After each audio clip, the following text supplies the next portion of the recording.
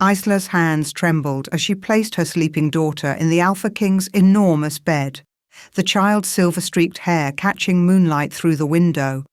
She had 30 seconds before the guards returned. 30 seconds to save her pup from the monster who'd rejected them both. The silk sheet swallowed Luna's tiny form. 3 years old and small for her age. Starvation did that to wolf pups. Isla's throat tightened as she smoothed back her daughter's hair one last time, memorizing the curve of her cheek, the flutter of her eyelashes. "Forgive me, baby," she whispered. Footsteps echoed in the corridor. 20 seconds. Isla pulled the folded note from her pocket, her handwriting barely legible through the smudges where her tears had fallen earlier. "Her name is Luna. Please keep her safe." Her mother loved her enough to let her go. She placed it on the pillow beside Luna's head. 15 seconds. One more look.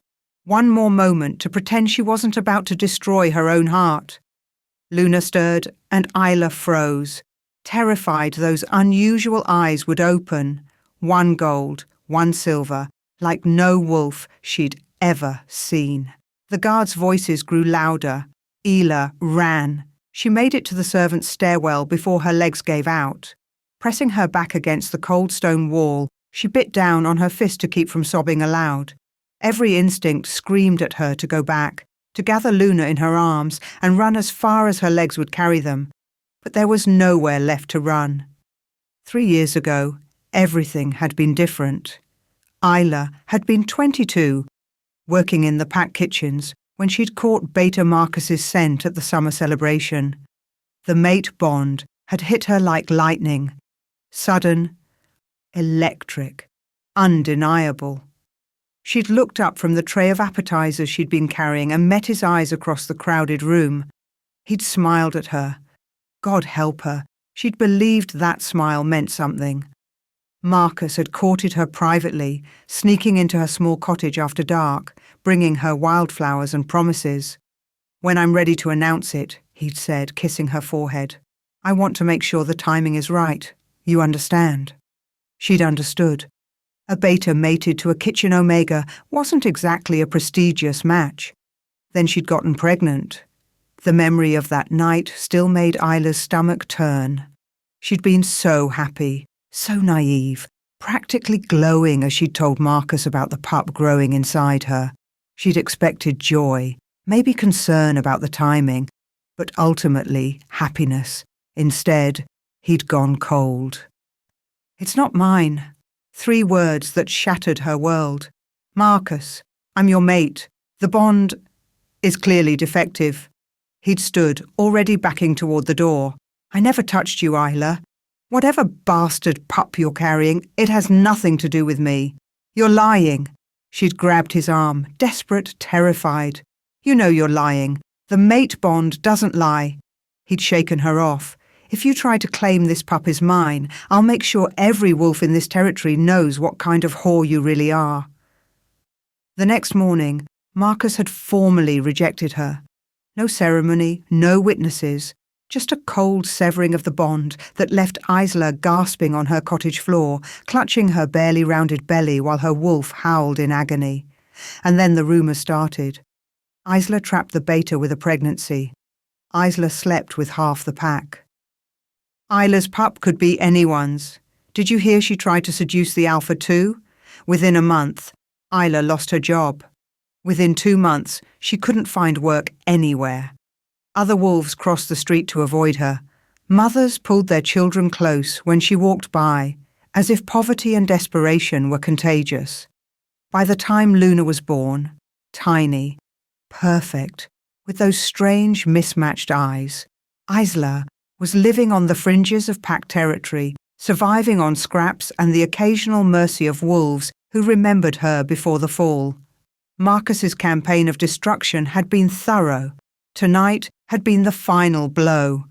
Isla had been crouched in the alley behind the pack hall, hoping to scavenge leftovers from the Alpha King's annual gathering when Marcus found her. He'd probably been looking for her. He always seemed to know when she was at her lowest, as if he could smell her despair. Still alive? He'd leaned against the alley wall, studying her with cold amusement. Impressive. Most wolves in your position would have gone rogue by now. Isla had kept her eyes down, her body positioned between Marcus and Luna, who was dozing in a sling against her chest. We're leaving pack territory tomorrow. You'll never see us again. Oh, but I will.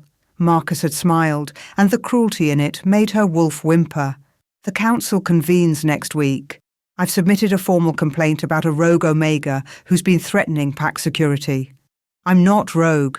You will be when they exile you. He'd examined his nails casual.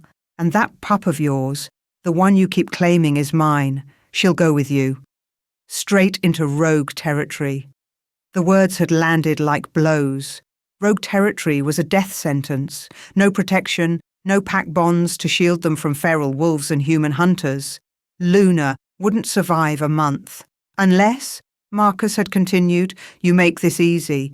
Give me the pup. I'll ensure she's dealt with quickly, humanely, and you can disappear.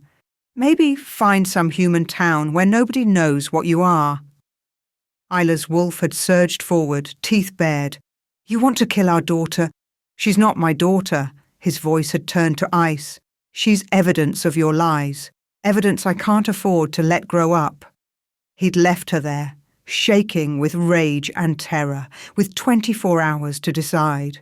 Give Luna to him to die quickly, or watch her daughter suffer slowly in exile. Or... The Alpha King's chambers had been dark when Isla slipped inside, Luna drowsy and trusting in her arms. The annual gathering meant all the high-ranking wolves were required to attend the Grand Hall for hours. Plenty of time to abandon her daughter and prey a monster more powerful than Marcus might have a shred of honor. Isla made it to the edge of pack territory before her resolve cracked. She stood at the boundary line, one foot in her old life and one pointed toward the vast darkness beyond. Behind her, the pack hall blazed with lights and music. Somewhere in that building, Marcus was probably laughing, celebrating his victory. Somewhere in the Alpha King's chambers, Luna was waking up alone. Mama. The word was a ghost on the wind, impossible to hear across such distance, but Isla heard it anyway. Her heart heard it. She took a step back toward the territory, then another. No. Isla dug her fingers into her palms, hard enough to draw blood. Luna needs safety, stability, a pack that will protect her. You can't give her that.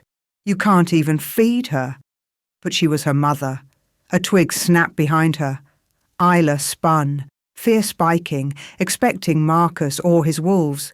Instead she saw nothing but shadows and trees. She was alone, just like Luna would be when she woke up.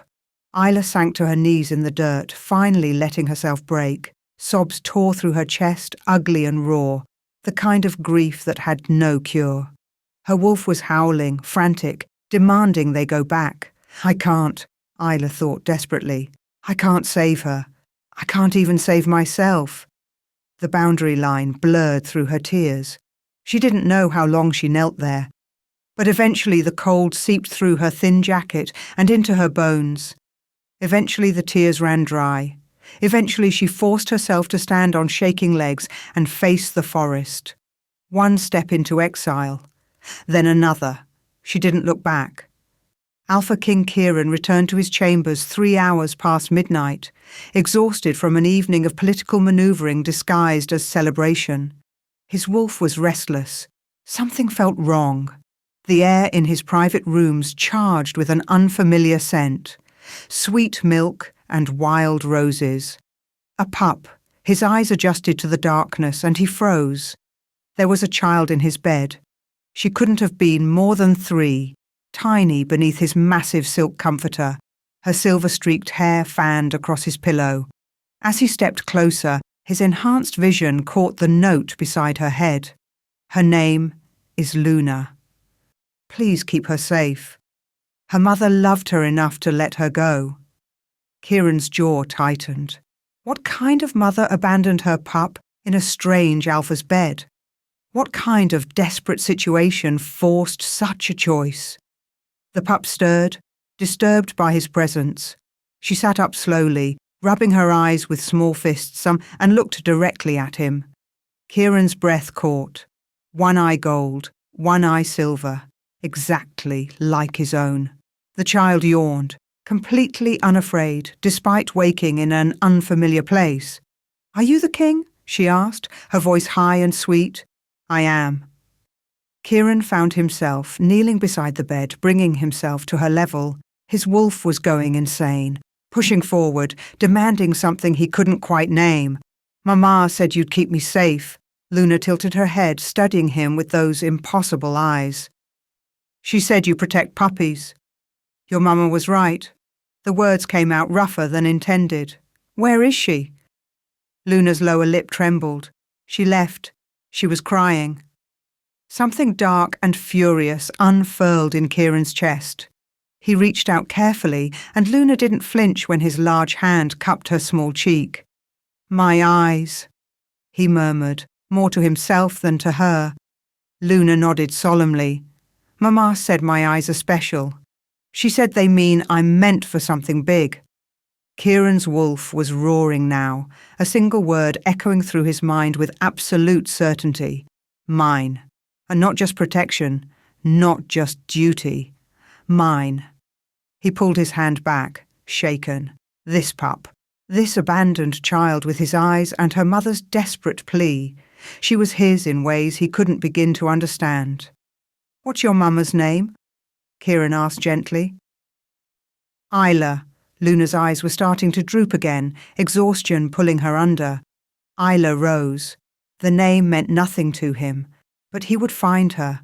He would find this woman who'd left her daughter in his bed and demand answers.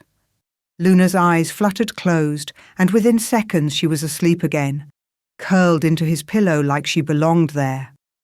Kieran stood slowly, his mind racing. He reached for the note again, studying the shaky handwriting, the tear stains. Her mother loved her enough to let her go. What kind of love demanded such sacrifice, and why did this pup carry his eyes?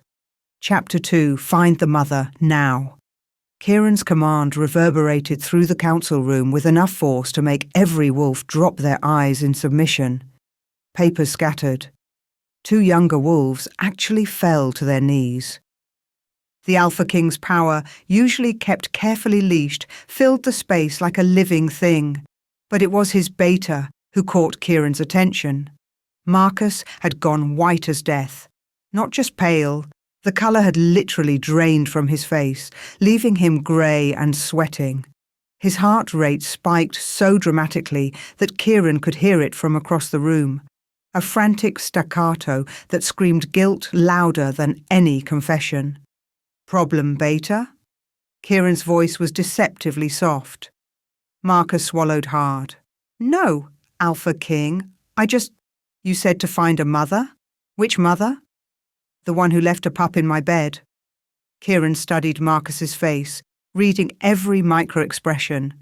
A little girl named Luna, 3 years old, silver-streaked hair. He paused deliberately, and heterochromatic eyes, gold and silver. The scent of fear rolled off Marcus in waves. "Interesting. I'll organise search parties immediately." Marcus was already backing toward the door. "We'll find this woman who dared infiltrate your chambers." "I didn't say she dared anything." Kieran took a step forward, and Marcus froze mid-retreat. "I said find her.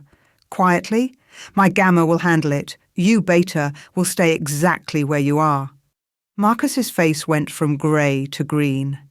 Yes, very interesting indeed. Kieran had dismissed the council, keeping only his gamma, Thomas, and the pack doctor, Elena. They stood now in his private sitting room while Luna slept on in his bed, undisturbed by the chaos her arrival had caused. "Tell me I'm seeing things," Kieran said quietly, studying the child's face in the lamplight.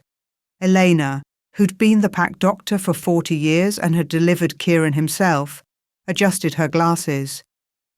"You're not seeing things? Those are your eyes, Kieran. That's your bloodline."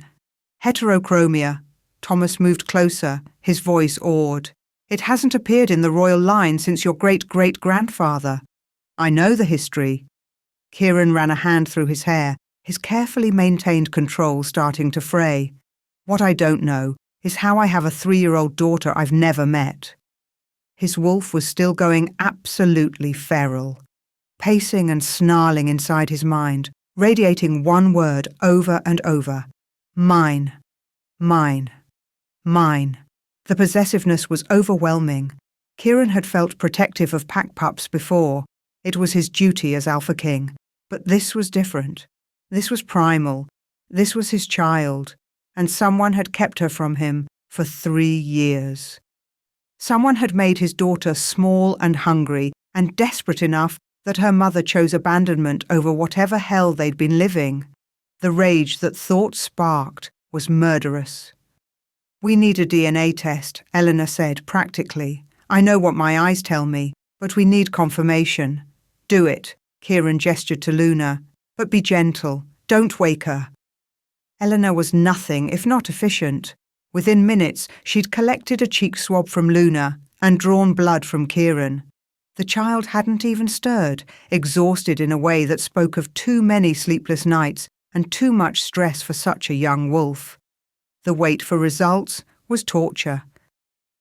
Kieran paced his sitting room like a caged animal while Thomas made quiet phone calls, organising a discreet search for Isla Rose. The name had meant nothing to Kieran at first, but now it rattled around his brain, familiar in a way he couldn't place. Isla. Where do I know that name? Alpha King? Elena's voice was gentle. The results are ready. Kieran crossed the room in 3 strides. And? Elena handed him the report, but her smile told him everything before his eyes could focus on the words. 99.9% probability of paternity. She's yours, Kieran. That little girl is your daughter. The room tilted. Kieran grabbed the back of a chair to steady himself, staring at the scientific confirmation of what his wolf had known the instant he'd looked into Luna's mismatched eyes. Mine. My daughter. My blood. 3 years, he said hoarsely. I have a 3-year-old daughter, and I didn't know she existed. How is that possible? Thomas asked carefully. You're not exactly... Discreet is the wrong word, but you'd know if you'd been with someone, wouldn't you? Kieran's mind was racing backward, sifting through memories, trying to pinpoint when. The blood moon mating ball. The realization hit him like a physical blow. 3 years ago, Kieran said slowly, the annual blood moon mating ball. I was drugged. Elena's expression sharpened. Drugged? Poisoned. The memory was frustratingly hazy, like looking through frosted glass. I'd been dealing with several female alphas angling for a political mating. One of them, Sabrina from the mountain pack, she was particularly persistent. I remember, Thomas said grimly. You were violently ill that night. We thought it was just bad wine. It wasn't wine. Kieran pressed his fingers to his temples, trying to force the memories into focus. Someone put something in my drink, some kind of drug that was supposed to lower my inhibitions, make me more receptive to mating advances. Goddess above, Elena breathed. That's a serious crime. I know. I ordered an investigation, but we never found proof. Kieran's jaw tightened. What I remember is Sabrina helping me to a private room. She was being overly solicitous, touching me, and my wolf was screaming danger. Then what happened? Thomas leaned forward. Kieran squeezed his eyes shut, chasing the fragments. Someone else came, a she-wolf. I couldn't see her clearly, everything was spinning. But I remember her scent. Sweet milk and wild roses. The same scent that had filled his chambers tonight. She got Sabrina to leave, Kieran continued, the memories coming faster now. Told her I needed a healer, not a mate. Sabrina fought her on it, but this she-wolf, she stood her ground. Stood between me and Sabrina like a shield. Then? Elena prompted. Then nothing. Blank. Black. Kieran opened his eyes, frustrated. I woke up 12 hours later in my own bed, sick as hell, with no memory of how I got there. I assumed the she-wolf had just helped me to my room and left. I never got her name. But if she was there, Thomas said carefully, and you were drugged? The drug Sabrina used, it was likely designed to induce a mating heat. Elena's face was grim. If this she-wolf stayed with you, helped you through it.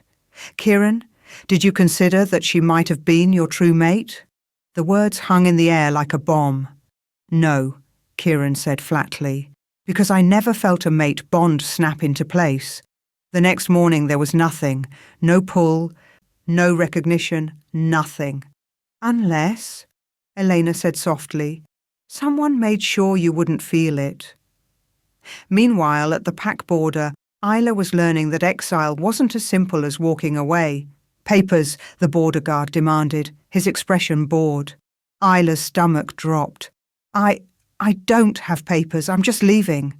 Nobody leaves pack territory without exit authorization. The guard finally looked up, his eyes narrowing as he took in her threadbare clothes and gaunt face. Especially not at 2 a.m. What's your name? Does it matter? I'm going. You're getting rid of an Omega nobody wants. Name. The guard's hand moved to the radio at his belt. Before Isla could answer, before she could beg him not to call it in, his radio crackled to life. This is Beta Marcus. I received a tip about a possible rogue infiltrator heading for the south border. Female, mid-20s, brown hair, extremely dangerous. Isla's blood turned to ice. The guard's bored expression transformed into sharp alertness. His hand went to the silver blade at his hip as he studied Isla with new eyes. That's her, he said into the radio. Detain her. I'm on my way. No. The word ripped from Isla's throat as panic took over. No, please, I'm not dangerous. I just need to leave. She tried to run. The guard was faster. He grabbed her arm, yanking her back so hard she fell. Before she could scramble away, he had her pinned, calling for backup. 3 more guards arrived within minutes. They hauled Isla to her feet, keeping her restrained between them, and she felt her last hope die. Luna, she thought desperately.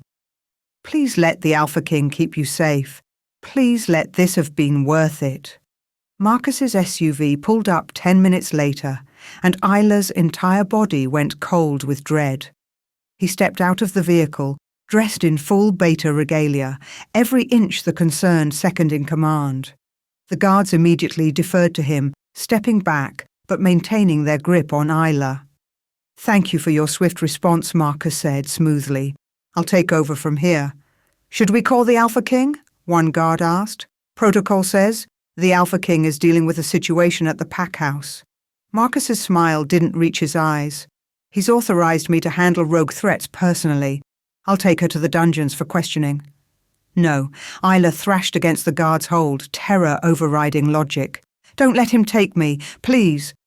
He's lying. She's clearly disturbed, Marcus said sadly. Paranoid. Claims everyone is out to get her. He moved closer, and Isla could see the rage hidden beneath his pleasant mask. Come along, Isla. Let's have a chat about where you've been tonight, and what you've done. The threat was clear. He knew she'd left Luna in the Alpha King's chambers. He knew her plan, and he was going to make her pay for it. Marcus reached for her, his fingers closing around her upper arm in a bruising grip. I said, come along. Release her.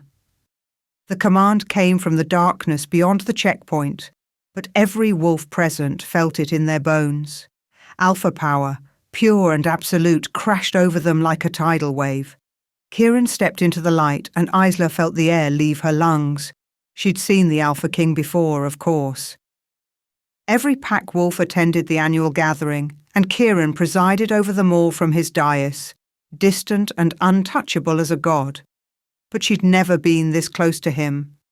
Never seen the way moonlight caught in his dark hair, or the way his mismatched eyes, gold and silver, just like Luna's, could pin a wolf with a single glance. He was beautiful and terrifying in equal measure, and he was walking straight toward her. Alpha King! Marcus immediately released Isla, stepping back and bowing his head. I was just apprehending this infiltrator. I said, release her. Kieran didn't even glance at Marcus. His entire focus was on Isla, and the intensity of that attention made her want to bolt like prey. "Now step away." Marcus obeyed, but Isla could see the fury in the tight lines of his shoulders. Kieran stopped directly in front of Isla. He was tall. She had to tilt her head back to meet his eyes, and his presence was overwhelming. She could feel his wolf, powerful and barely contained, studying her with fierce intelligence. "Isla Rose," he said quietly. "Luna's mother." Isla flinched at her daughter's name. "Please, I know I broke protocol, but Luna is innocent. She didn't ask for any of this. If you're going to punish someone..." "I'm not going to punish anyone." Kieran's voice was surprisingly gentle. "I'm going to get answers." He reached out slowly, giving her time to pull away, and touched her hand. The world exploded. The mate bond snapped into place with the force of a lightning strike, so powerful it drove Isla to her knees. She heard herself cry out, felt Kieran catch her before she hit the ground. And then there was nothing but the bond, golden and silver threads wrapping around her heart, binding her to the Alpha King with unbreakable certainty. Mate, mate, mine. Her wolf was howling in joy and relief, finally, feeling what had been hidden from her for 3 years. Isla looked up at Kieran through streaming eyes and saw her own shock reflected in his face. "Mate," he whispered, the single word loaded with wonder and dawning rage. Isla couldn't speak, couldn't breathe. The bond was singing through her veins, and she felt 3 years of suppressed connection flood her system all at once. Every moment she'd spent believing Marcus was her fated mate had been a lie. Every day of suffering had been built on dark magic and manipulation. And now her true mate, the father of her child, was staring at her like she was a miracle and a tragedy combined. Behind them, Marcus made a strangled sound. Kieran's head snapped toward his beta, and the gentleness vanished from his expression. What replaced it was fury so absolute it made the air shimmer. "You," Kieran said, his voice dropping to something barely human. "You knew." Marcus was backing away, his face sheet white. "Alpha King, I can explain." "You knew she was my mate." Kieran stood, pulling Isla up with him, keeping her tucked safely behind his larger frame. "You knew, and you used black magic to hide the bond from us both." That's not..." "Don't." The word was a whip crack. "Don't lie to me. I can smell the dark magic on you now. It's been slowly unraveling, hasn't it? That's why you were so panicked when I ordered a search for Isla. You knew the spell would break the moment we touched." Isla's mind was reeling. Black magic?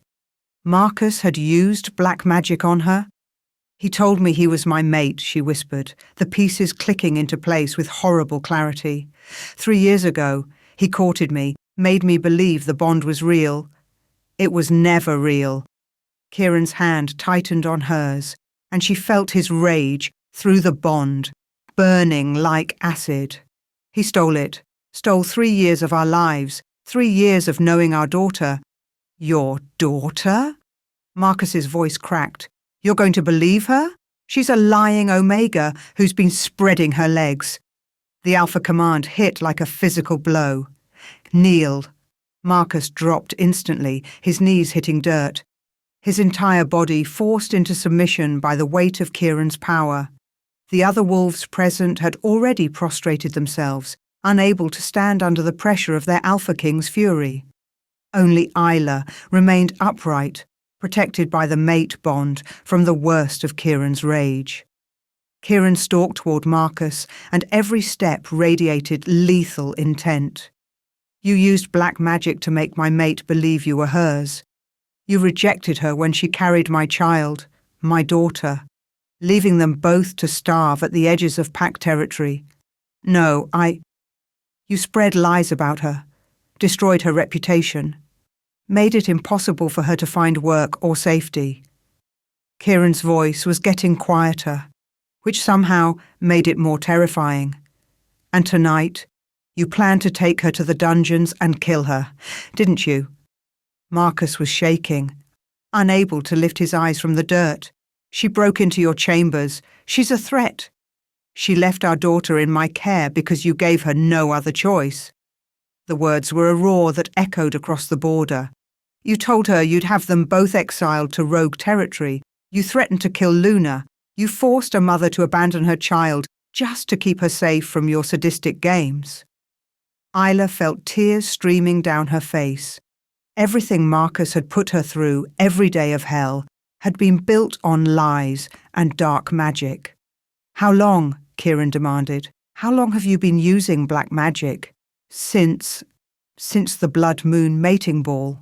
Marcus's voice was barely a whisper. I saw her help you that night, saw the way you looked at her, even drugged. I knew she was your mate before either of you did. So you stole her. Kieran's fists were clenched so tight his knuckles were white. Used black magic to make her believe you were her fated mate instead. Made me forget the night we spent together. Made sure I'd never recognize my own mate or child. I just wanted... What? What did you want? Power? Status? The sick pleasure of destroying innocent lives? Marcus finally looked up, and the hatred in his eyes was ugly. I wanted her. She was perfect and kind, and everything good, and she looked at you like you hung the moon. Even drugged, even barely conscious, you had her loyalty. You have everything. Power, wealth, respect. And you were going to have her too. It wasn't fair. Fair. Kieran's laugh was hollow and bitter. You think fairness justifies what you've done? I loved her. You don't know what love is. Kieran crouched down, forcing Marcus to meet his mismatched eyes. Love doesn't manipulate. Love doesn't destroy. Love doesn't threaten to kill a child out of spite. He stood abruptly, turning his back on Marcus in the ultimate show of contempt. Guards, take the former beta to the dungeons. He'll stand trial for black magic use, mate bond manipulation, child endangerment, and treason. Kieran's voice was cold as ice. If he's lucky, the council will grant him a quick execution. No, Alpha King, please, I'm your beta. We've served together for 5 years. You were never my beta. Kieran looked down at Marcus with nothing but disgust. You were a parasite wearing the face of a trusted friend. And now you're nothing at all.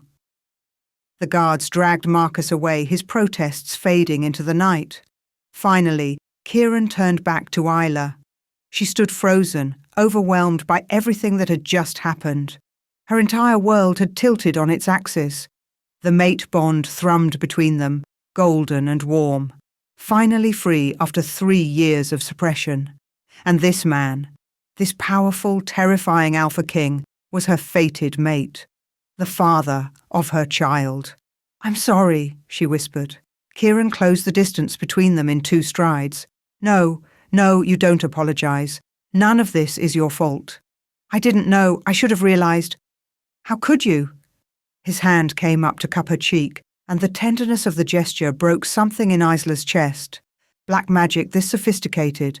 It's not something you can just sense or see through. Marcus spent 3 years torturing you, and you survived. You kept our daughter alive against impossible odds.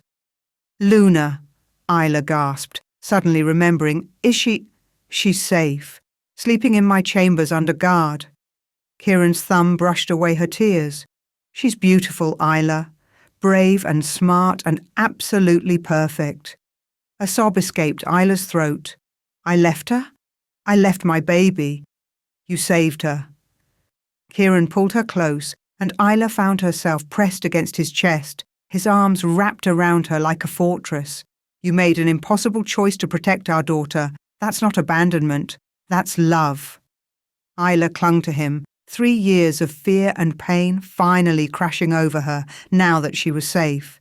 She cried into the Alpha King's shirt while he held her steady, murmuring soft reassurances, the mate bond pulsing between them with every heartbeat.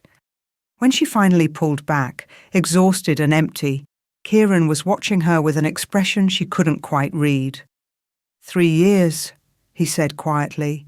We lost 3 years because of Marcus's black magic. 3 years of being a family. I know, I'm so sorry. Stop apologizing. His voice was firm but kind. We're going to get those years back. Maybe not literally, but we're going to build something good from this disaster. For Luna. For us. Us? Isla's voice was small. You don't even know me. I know you saved me during the Blood Moon mating ball when you could have just walked away. I know you protected our daughter for 3 years against a wolf who should have been your ally. I know you loved Luna enough to break your own heart to keep her safe. Kieran's mismatched eyes, gold and silver, just like their daughter's, held hers steadily. And I know you're my mate, my true mate. That's enough to start with. Isla wanted to believe him, wanted to believe that something good could come from the ashes of Marcus's cruelty, but she was so tired, so broken. Can I see her? She whispered. Can I see Luna? Kieran smiled, and it transformed his entire face. She's going to be so happy. She told me all about her brave mama, who promised the king would keep her safe.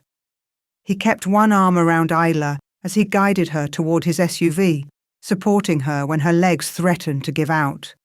As they drove back to Pack territory, back to Luna, Isla felt the mate bond settling into her bones.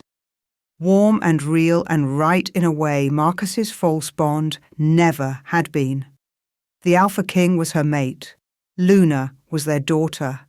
And somehow, impossibly, they might actually have a chance at becoming a family. Chapter 3. You're my mate, Kieran said softly, reaching for Isla's hand across the breakfast table. Isla flinched back like he'd struck her. The rejection was instinctive, visceral, and it made Kieran's wolf whine in pain. But he kept his expression neutral, withdrawing his hand slowly, giving her space.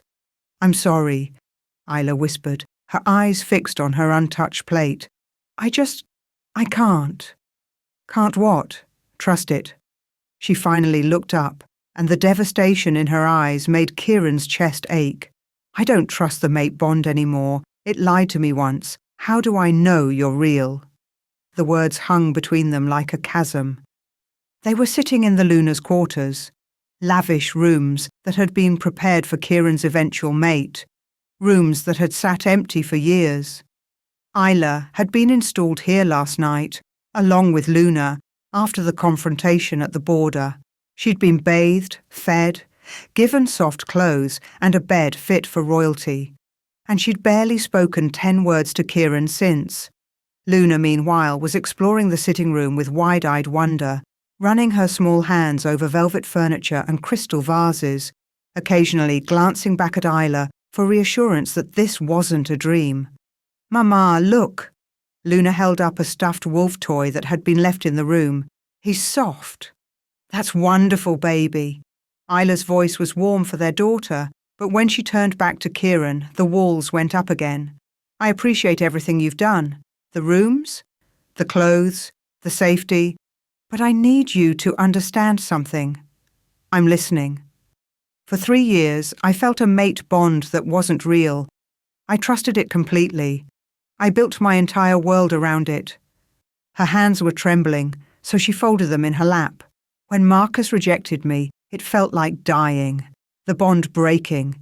It was physical agony, and all of it was based on a lie. Kieran nodded slowly, fighting the urge to reach for her again. The black magic made me believe something false, yes, but how do I know this bond isn't the same? The question came out desperate. How do I know you're really my mate and not just another manipulation? What if there's still magic affecting me? What if... Isla, Kieran kept his voice gentle. I can prove the bond is real. We can have it verified by magical experts, tested by council witnesses.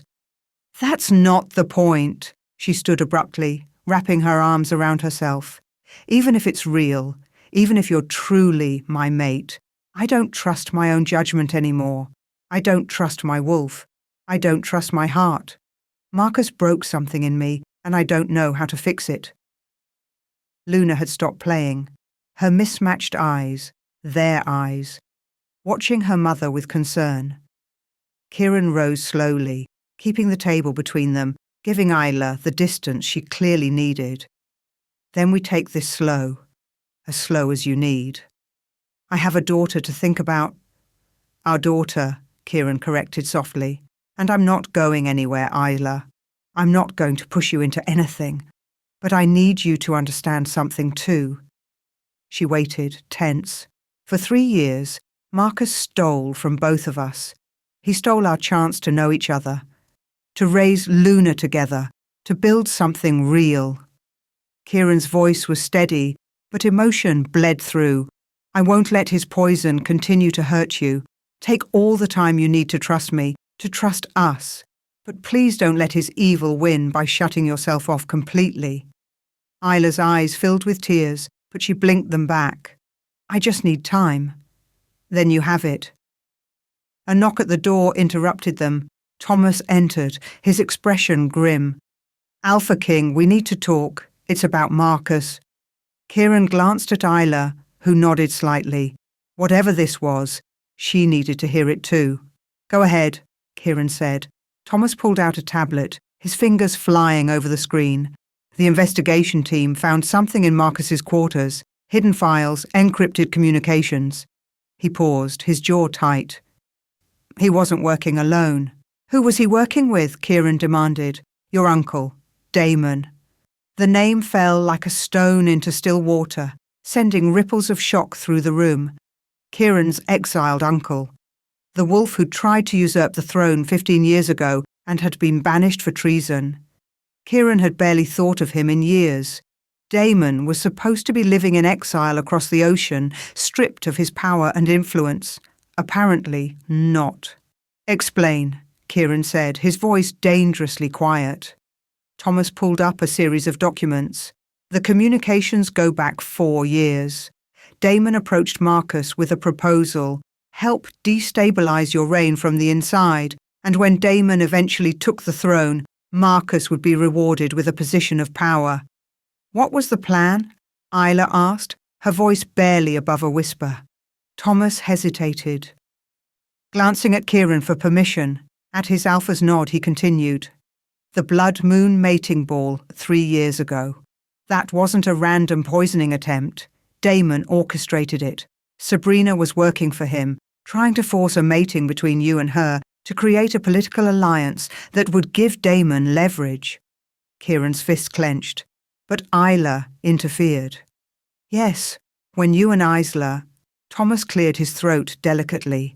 When the two of you bonded that night, it created a problem. You'd found your true mate, which meant you couldn't be politically manipulated through a false mating. So, Marcus used black magic to hide the bond, Isla said slowly, her face pale. To make me believe he was my mate instead. Exactly. The plan was to bind you to Marcus, have him discover your pregnancy and reject you publicly. To discredit me, Kieran finished, the pieces clicking into place. If I'd eventually discovered Isla and Luna, found out I had a mate and child who'd been rejected and abandoned, my judgment would be questioned. My fitness to rule would be challenged. And with Isla's reputation destroyed, no one would believe her side of the story, Thomas added grimly.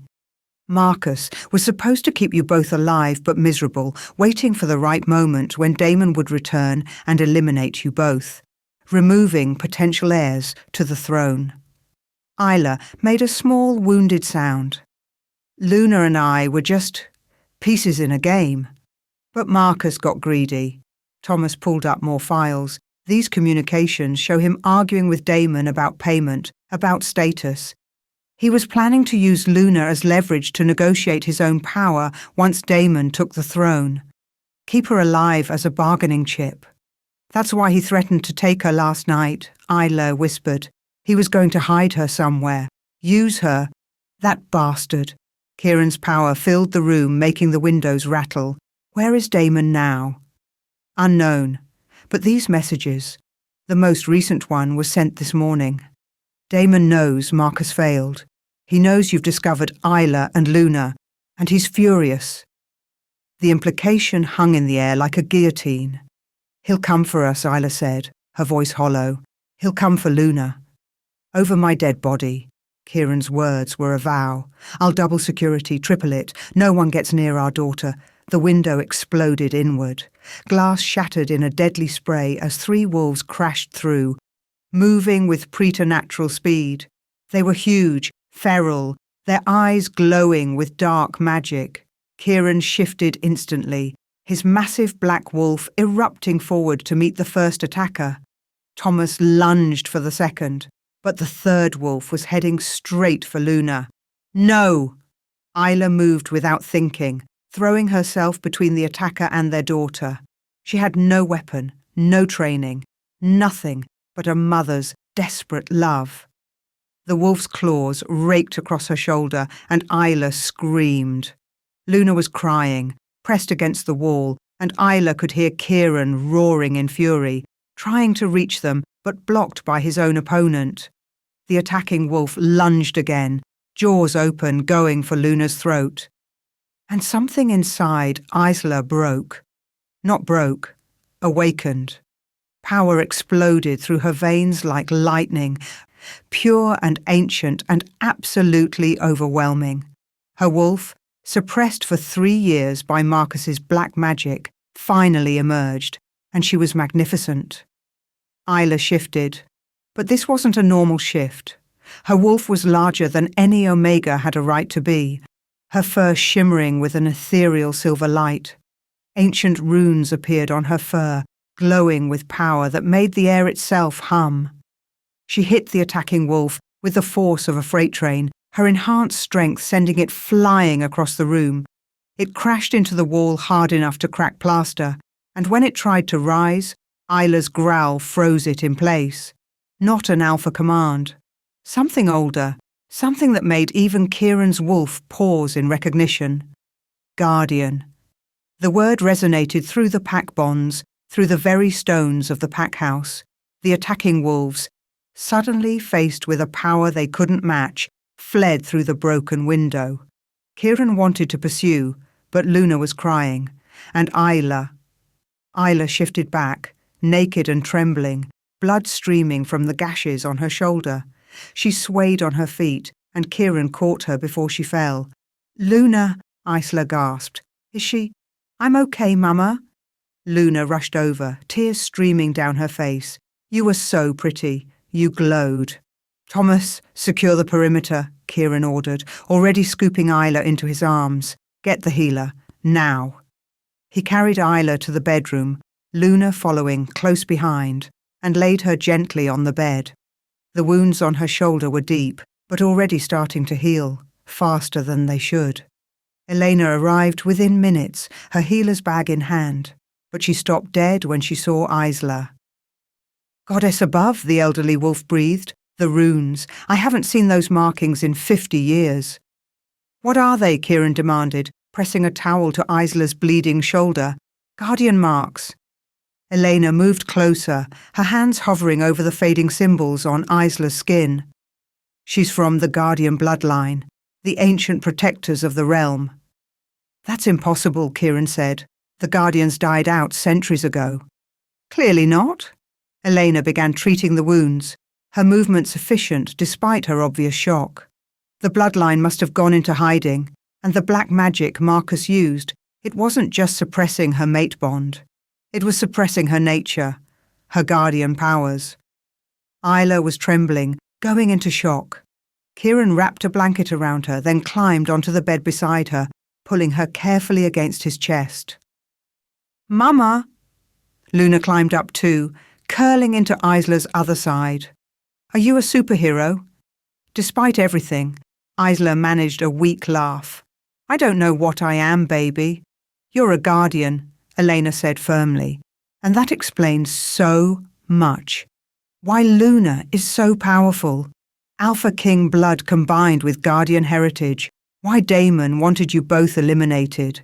A child with that much power could challenge his entire plan. "She's a target," Isla whispered, her voice breaking. "Our daughter is a target because of what she is." "She's protected," Kieran corrected gently. "By me, by the pack, and now by a mother who's a damn guardian. Do you have any idea how rare you are? How powerful. I don't feel powerful. Isla was starting to cry, 3 years of suppressed trauma finally breaking through. I feel broken. I feel scared. I'm terrified to trust you, Kieran, because trusting Marcus destroyed me. But I'm also terrified of pushing you away and losing the only person who might actually keep Luna safe. Hey. Kieran tilted her chin up gently, making her meet his eyes. You don't have to trust me right now. You don't have to trust the mate bond or your wolf or anything else. Just trust this. I will protect our daughter with my life. Whether you ever accept me as your mate or not, Luna is mine, and nothing will harm her. And me? The question was small, vulnerable. You too, always. Kieran's thumb brushed away her tears. I'll spend every day earning your trust.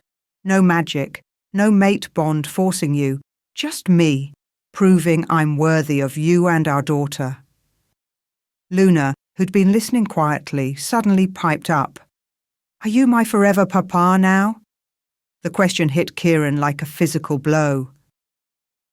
He looked down at his daughter, this tiny, brave girl with his eyes and her mother's courage, and felt his heart crack open. Yes, he said, his voice rough with emotion. If you'll have me, I'm your forever papa. Luna considered this seriously, then nodded.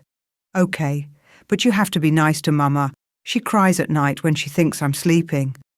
Isla made a wounded sound, and even her walls cracked at the heartbreaking honesty in their daughter's voice.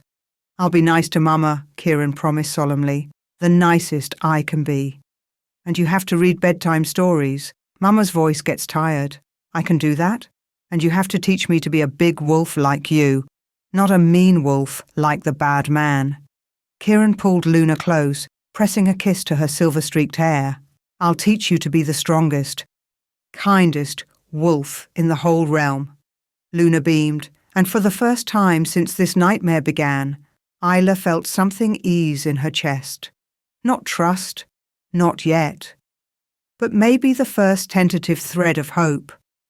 Elena finished bandaging Isla's shoulder and packed up her supplies. Rest, both of you. Those wounds will heal, but you need sleep. She paused at the door. And Isla? Your guardian powers will continue to emerge now that the suppression is broken. You'll need training. I don't know how. I'll help you find teachers. The guardian bloodline may have gone into hiding, but there are records. Knowledge. Elena smiled kindly. You're not alone in this. After she left, Kieran shifted to give Isla and Luna more room, but Luna immediately protested. Stay, the little girl demanded. Forever papas don't leave. Kieran glanced at Isla, asking permission. She hesitated, then nodded slightly. Stay, please. So Kieran settled back, and Luna curled between them, small and safe and content in a way Isla had never seen her. Within minutes, their daughter was asleep, exhausted from terror and excitement in equal measure. Thank you, Isla whispered into the darkness. For what? For keeping her safe? For making her smile? For... She trailed off, struggling with the words. For not giving up on me. I meant what I said. I'll earn your trust, Isla, however long it takes. She was quiet for a long moment. Then, I'm terrified to trust you because losing you would destroy me. The mate bond. If it's real, if you're really mine, it means you could hurt me worse than Marcus ever did. Because this time, it would be real. Kieran's hand found hers in the darkness, and this time, she didn't pull away. I can't promise I'll never hurt you, he said honestly. I'm not perfect. I'll make mistakes, but I can promise I'll never lie to you, never manipulate you, never use the mate bond as a weapon. Your trust is a gift, and I'll treat it like the precious thing it is. Isla's fingers tightened on his. Okay. Okay? Okay, you can try. To earn my trust. She took a shaky breath. For Luna, and maybe for me too. It wasn't acceptance. It wasn't forgiveness. But it was a beginning. Kieran brought her hand to his lips, pressing a gentle kiss to her knuckles. That's all I need. They lay there in the darkness, their daughter sleeping peacefully between them, and for the first time in 3 years, Isla felt something like safety. It didn't last. At 3 a.m, alarms screamed through the pack house. Kieran was up instantly, already pulling on clothes. Stay here, lock the door, don't open it for anyone but me or Thomas. What's happening? Isla was awake too, gathering Luna into her arms. I don't know, but Thomas burst through the door, his face grim. Alpha King, Marcus escaped. What? Kieran's roar made the windows rattle. How? Someone helped him, from the inside. Thomas's expression was furious. The dungeon guards were drugged. The cells were opened with alpha-level access codes. Whoever freed him had high clearance. A mole. Kieran's mind was racing. Someone else working for Damon. We're running loyalty checks on everyone with alpha clearance, but we can't trust anyone. Kieran turned to Isla, his decision made. Pack a bag. You and Luna are moving to the secure wing. No one gets in or out without my personal clearance. Kieran, no arguments. Marcus knows these grounds. He knows the security protocols, and now he's free, angry, and working for someone who wants our daughter dead. Kieran's voice was iron. I won't risk you. Isla nodded, already moving, her guardian instincts pushing past her fear. As they fled through the dark hallways, Luna clutched in her arms and Kieran's protective presence at her back, Isla realised something. She might not trust the mate bond yet, might not trust her own judgment, but she trusted this, Kieran's absolute dedication to protecting their daughter. It was enough. For now, it was enough. Behind them, somewhere in the darkness, Marcus was free, and Damon was coming. Chapter 4. The ancient prophecy blazed across Isla's skin in silver flames, the runes burning so bright they illuminated the entire throne room. When the Guardian and King unite, their bond will either save the realm or burn it to ash. Damon smiled from where he stood, Luna's small body held against his chest, the little girl unconscious and limp in his arms.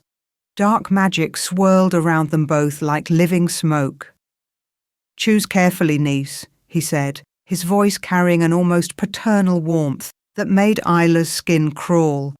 Your mate's life, or every wolf in the kingdom. This couldn't be happening. 20 minutes ago, Isla had been in the secure wing with Luna, reading her daughter a bedtime story, while Kieran coordinated the defence against the rogue armies that had appeared at their borders an hour earlier. Hundreds of wolves, all bearing marks of dark magic, all moving with unnatural coordination. Then the wards had fallen.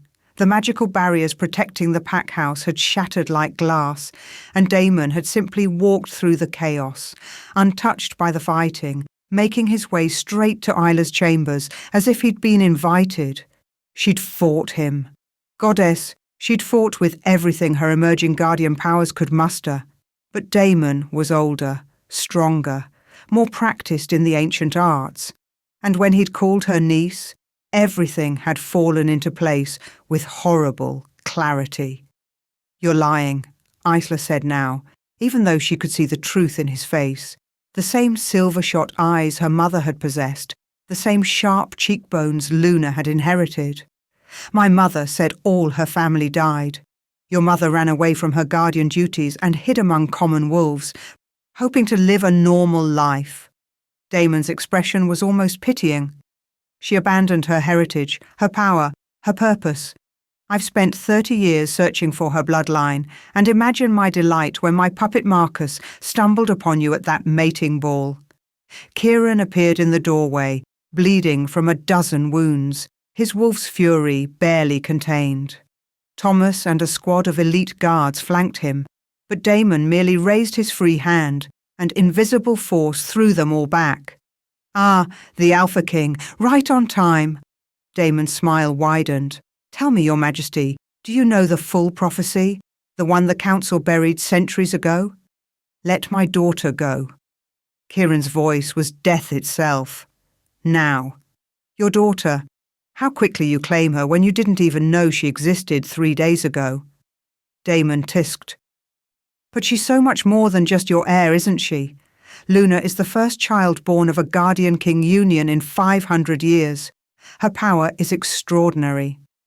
The runes on Isla's skin flared brighter, responding to her fear. What do you want? What I've always wanted. Balance, power, justice.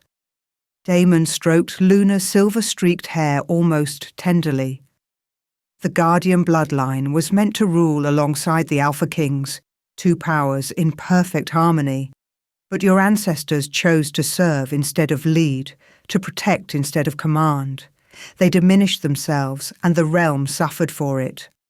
So, you want the throne, Kieran said flatly. I want to restore the natural order and this precious child. He held Luna closer. She's the key. Guardian and Alpha blood combined. If I perform the transference ritual, I can take her power for myself, become both Guardian and King in one body. No mate bond needed, no weakness, just pure, absolute strength. Horror crashed through Isla. You'd kill her? The ritual would kill her? A necessary sacrifice. She's a child. Isla's scream echoed off the stone walls, and the silver flames on her skin exploded outward, forcing Damon back a step. He laughed, delighted. There she is. The Guardian awakens. But you're untrained, little niece. Raw power without control. You can't beat me. His expression shifted, becoming almost sympathetic. But I'll give you a choice. The prophecy requires a fully bonded Guardian-King pair to reach maximum potential. Right now you and Kieran are incomplete. Oh, you have the mate bond, yes, but not the trust.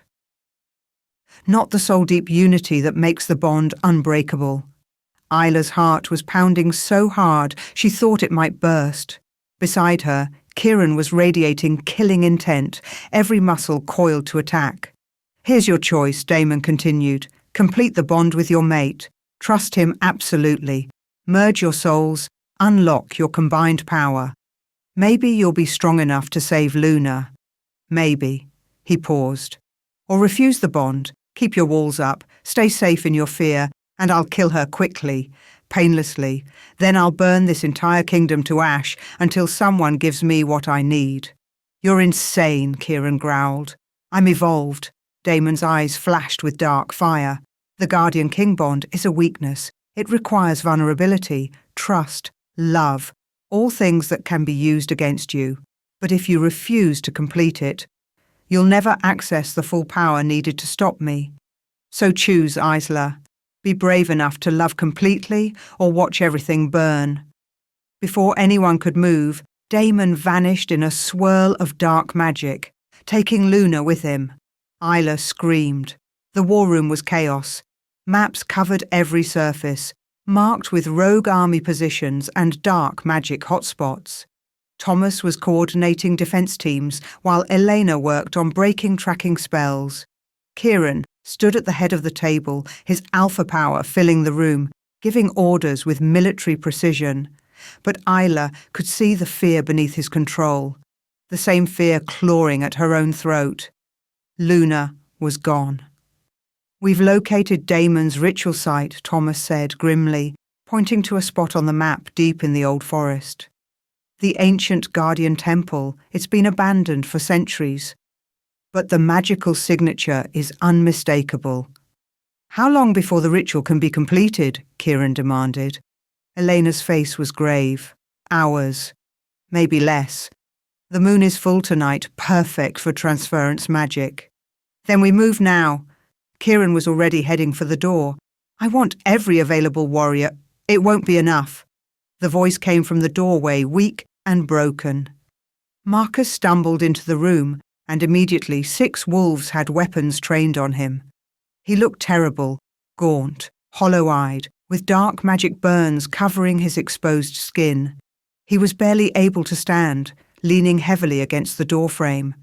"Stand down," Kieran ordered, though his expression was murderous. "Speak quickly, untraitor. Give me one reason not to kill you where you stand. Because I can get you inside Damon's wards." Marcus's laugh was bitter, self-loathing. I was his puppet from the beginning, the black magic he used on me. It wasn't just to hide Isla's real mate bond.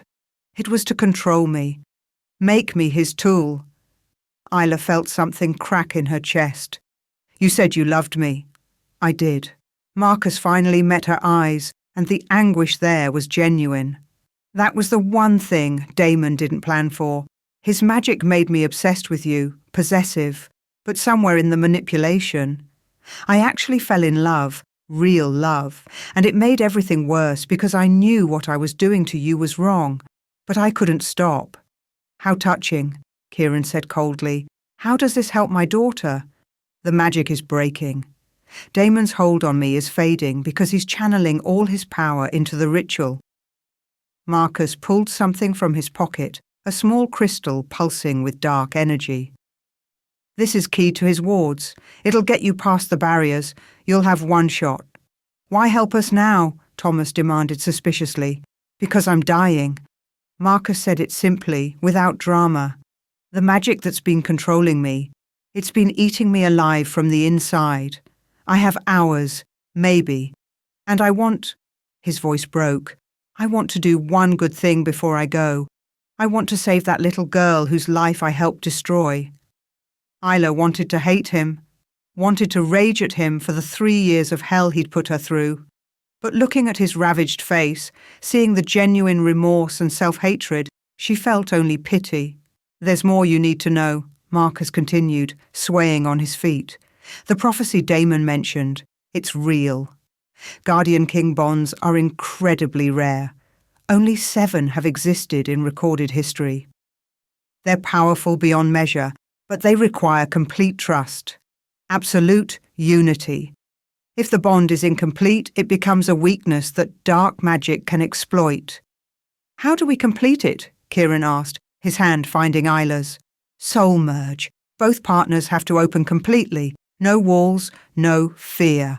Your wolves merge consciousness, your powers combine, your very souls intertwine. Marcus's expression was bleak, but it's dangerous. If there's any doubt, any mistrust, the merge can destroy you both. Isla felt ice flooding her veins. How do you know this? Because Damon made me study every recorded Guardian King bond for 3 years, looking for weaknesses. Marcus pulled out a worn journal, handing it to Elena. Everything I learned is in there, including the fact that the incomplete bond makes you vulnerable to the transference ritual. If Damon completes it while you're still not fully unified, he can siphon your combined power along with Luna's. He'll become unstoppable. The implications crashed over the room like a wave. So, we have to complete the bond before facing him, Thomas said slowly. But if it fails, we die, and he gets everything anyway. Kieran's jaw was tight. Not much of a choice. There's always a choice.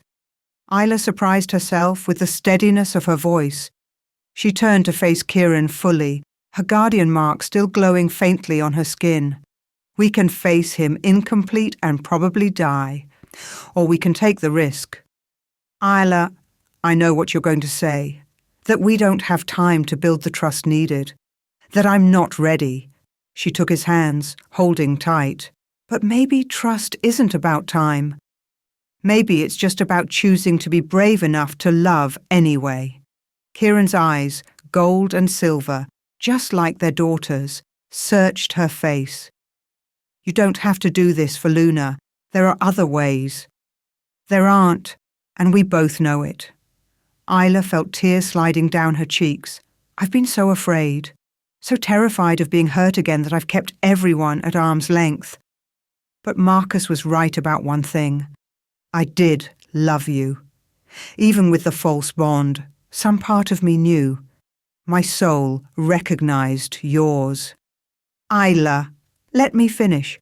She squeezed his hands tighter. I've spent 3 days being angry that the mate bond was real, being scared that trusting it would destroy me. But you know what's worse than being hurt? Losing our daughter because I was too afraid to love you the way you deserve. Kieran pulled her close, pressing his forehead to hers. I don't want you to force this. The soul merge, if you have any doubt. I don't. And she realized it was true. I trust you, Kieran. Not because the mate bond tells me to. Not because you're the Alpha King, but because you've proven yourself over and over. You've been patient when you could have commanded. Gentle when you could have demanded. You've loved our daughter and protected me and earned this trust with every action. Then let's save our girl, Kieran said softly. Together. Marcus gave them the crystal and directions to the temple, then collapsed. Elena rushed to help him, but they all knew it was too late. The dark magic had burned through him completely. Before they left, Marcus grabbed Isla's hand with what little strength he had left. "I'm sorry," he whispered, "for everything. I know it doesn't fix anything, but I'm sorry." Isla wanted to say she forgave him, wanted to offer some comfort, but the words wouldn't come. Some hurts were too deep.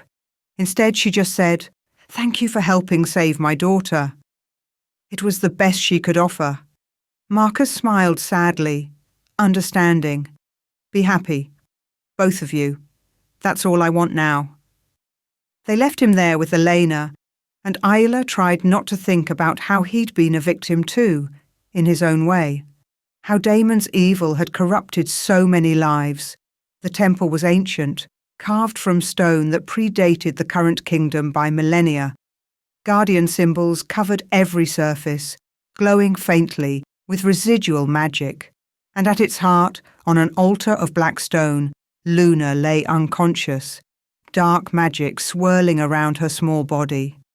Damon stood over her, chanting in a language older than wolves, his hands weaving intricate patterns in the air. "You came." He didn't even turn around. How predictable and incomplete, I can sense. The bond is still fractured. You're not unified. "We don't need to be unified to kill you," Kieran snarled, shifting partially, his claws extending. "Oh, but you do." Damon finally turned, and his smile was terrible. Did Marcus not explain? "Incomplete bonds make you vulnerable to my magic. Watch."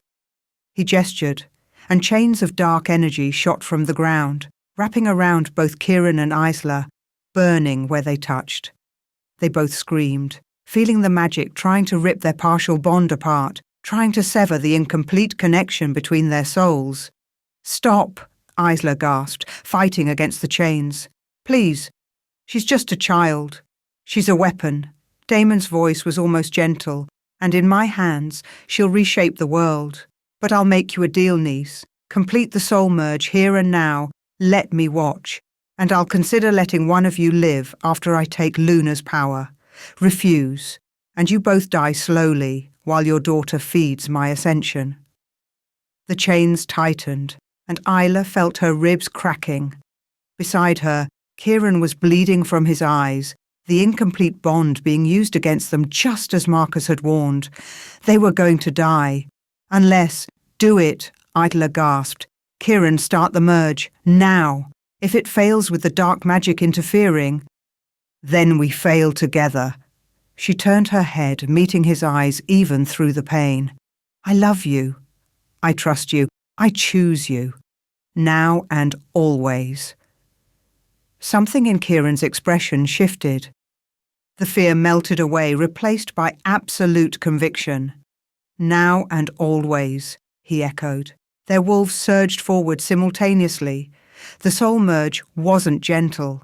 It was lightning and thunder and earthquake all at once.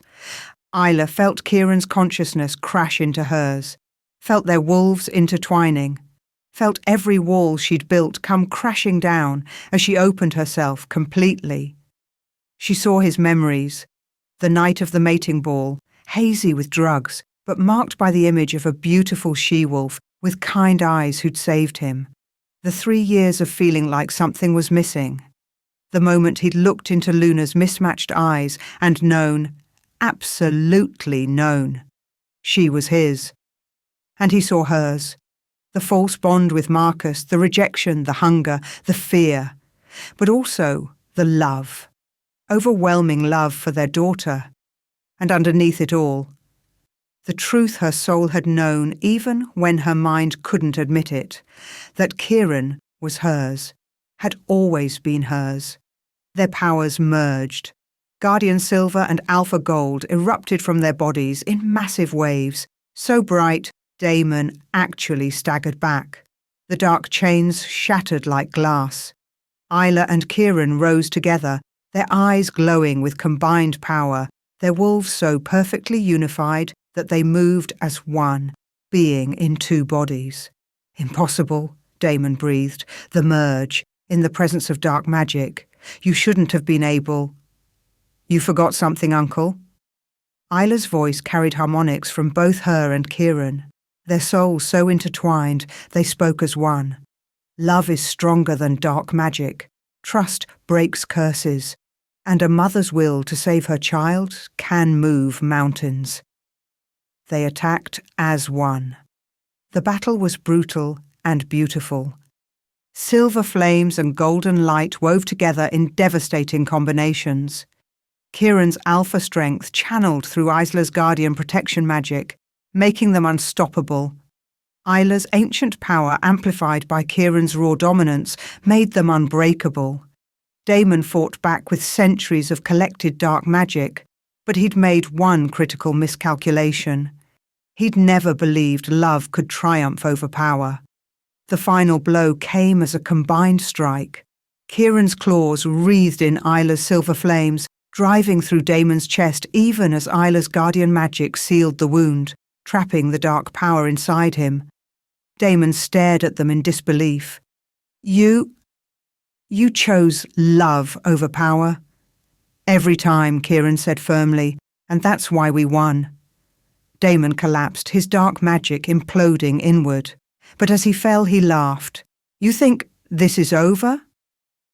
There are others who fear the prophecy.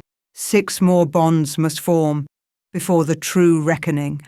He coughed blood, smiling through it. This was just the beginning.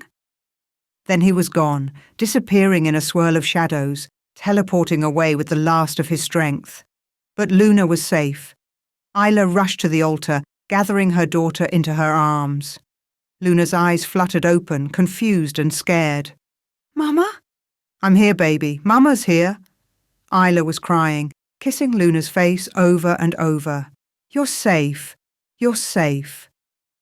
Kieran wrapped his arms around them both, and for the first time since this nightmare began, Isla felt complete. Their bond thrummed between them, fully realized, unbreakable. She could feel Kieran's love like sunshine, could sense his devotion like bedrock beneath her feet. He was hers. Finally, truly. Absolutely hers. And she was his. 3 months later, the coronation ceremony was magnificent. Every pack in the kingdom had sent representatives to witness Isla's official crowning as Lunar Queen.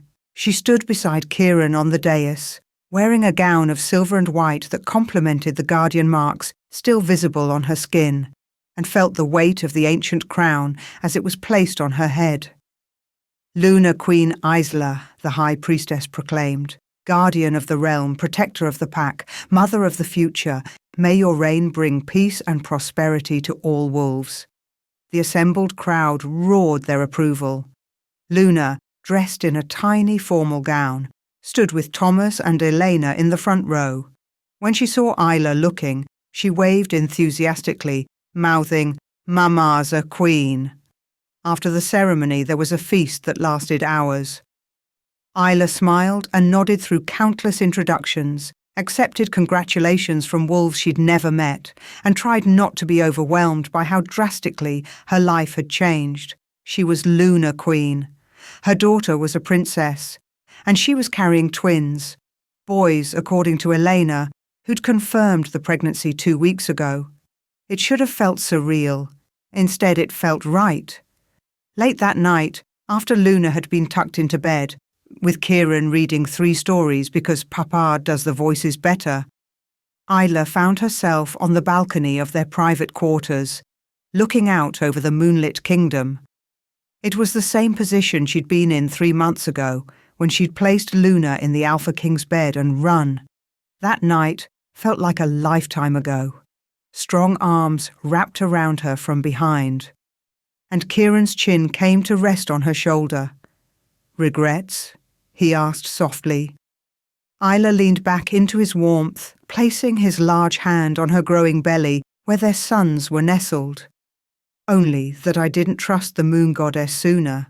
She knew what she was doing when she made you mine." "Always yours," Kieran promised, turning her to face him. The moonlight caught in his eyes, gold and silver, and made them glow. "From the moment you saved me, even when neither of us knew it yet."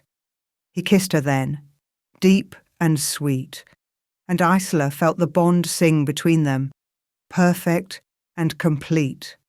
Behind them, hidden in the shadows of the garden, a figure watched. They wore a hooded cloak that concealed their features, but in their gloved hands they held a scroll covered in ancient guardian symbols. They unrolled it slowly, studying the writing that glowed faintly in the darkness, the prophecy, not the part Damon had revealed, but the full text, hidden by the council for 500 years.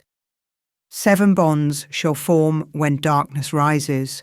Guardian and king, united by love, shall stand against the void.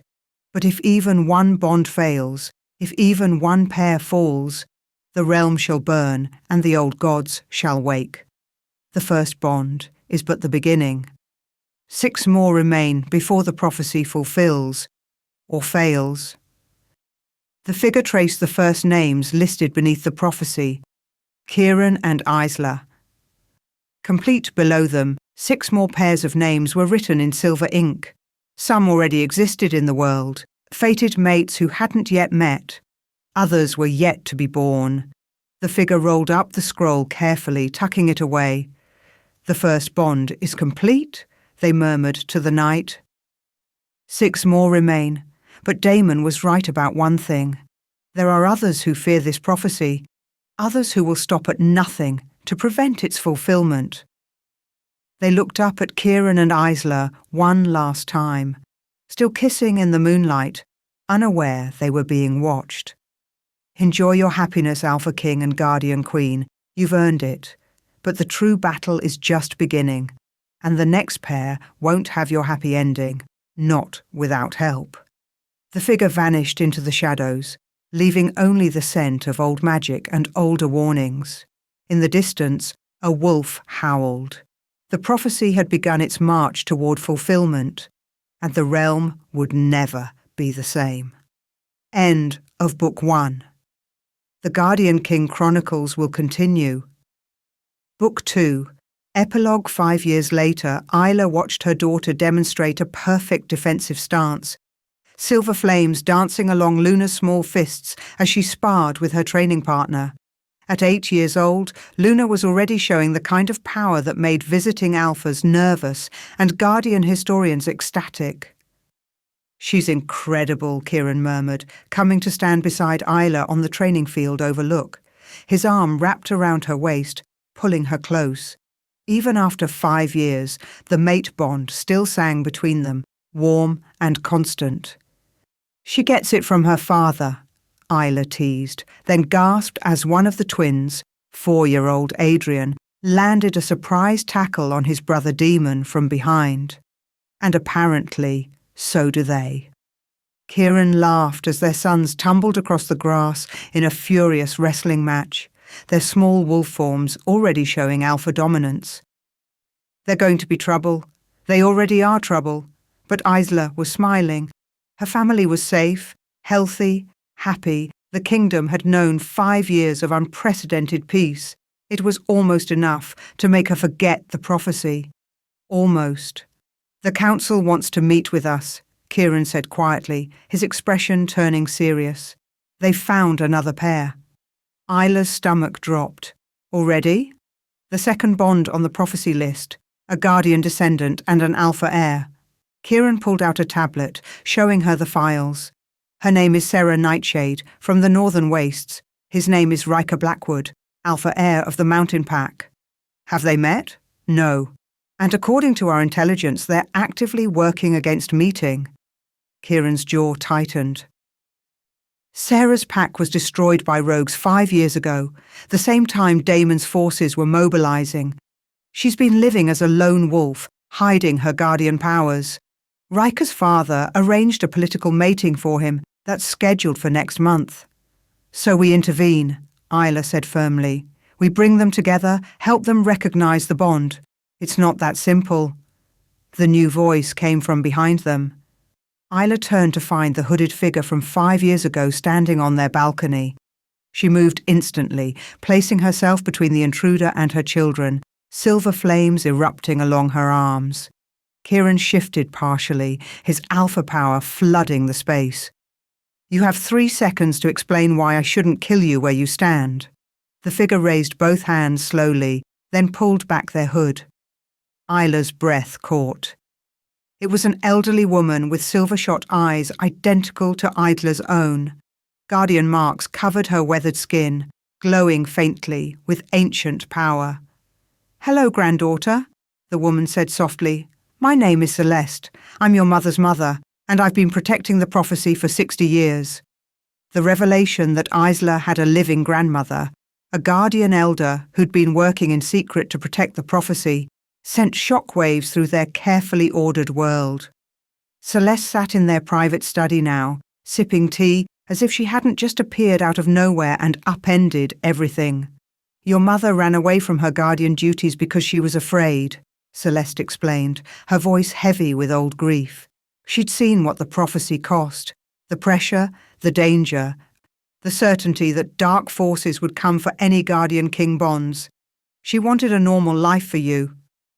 "She's dead," Isla said flatly. "She and my father died when I was 10. Rogue attack." "Not rogues, Damon's forces." Celeste's expression hardened. "He'd been hunting guardian bloodlines for decades. Your mother hid you well, suppressed your powers, made you blend in as a common wolf. It saved your life. Until Marcus found her at the mating ball," Kieran said grimly. "Even then, the moon goddess was working." Celeste smiled slightly. "You two were always meant to be the first bond, the strongest, the foundation for all the others." "What others?" Isla demanded. "The prophecy mentioned 7 bonds. Ours is 1. Who are the rest?" Celeste pulled out the ancient scroll, unrolling it on the table. 7 pairs of names glowed in silver ink. Kieran and Isla, complete Riker and Sarah, active Asher and Morgan, dormant Zara and Cole, unborn Elena and Thomas, hidden Luna and unknown, future redacted and redacted. Sealed, Isla's eyes widened. Elena and Thomas? Elena and Thomas? They're fated mates, Celeste confirmed. But Elena has been using suppression magic for 40 years, hiding the bond, because she believed her guardian powers made her unworthy of the Gamma. It's why she never aged properly, why she seems younger than she should be. Guardian magic preserving her until she accepts her fate. Kieran was already moving toward the door. "I need to talk to Thomas." "Wait." Celeste's command stopped him. "The bonds must form naturally. If you force them, they'll be incomplete, vulnerable. Each pair has to choose their bond freely. Trust completely, just as you two did." "Then why are you here?" Isla asked. "Because the enemy isn't waiting." Celeste's expression turned grave. Damon wasn't working alone. There's a coalition, the Void Court, they call themselves, dedicated to preventing the prophecy's fulfillment. They believe Guardian King bonds will shift the balance of power, end the old ways. They've already mobilized against the second bond. "Zara and Riker," Kieran said. "Yes. Riker's political mating isn't random. The female he's being forced to marry is a Void Court plant. If that mating completes, his true bond with Sarah will be forever blocked. And if even one of the 7 bonds fails, the realm burns," Isla finished quietly. "You said that's what the full prophecy predicts. Worse than burns, the old gods wake. Powers that were sealed away millennia ago. Entities that view wolves as prey. The 7 Guardian King bonds are the only thing holding back the void." Celeste's ancient eyes met theirs.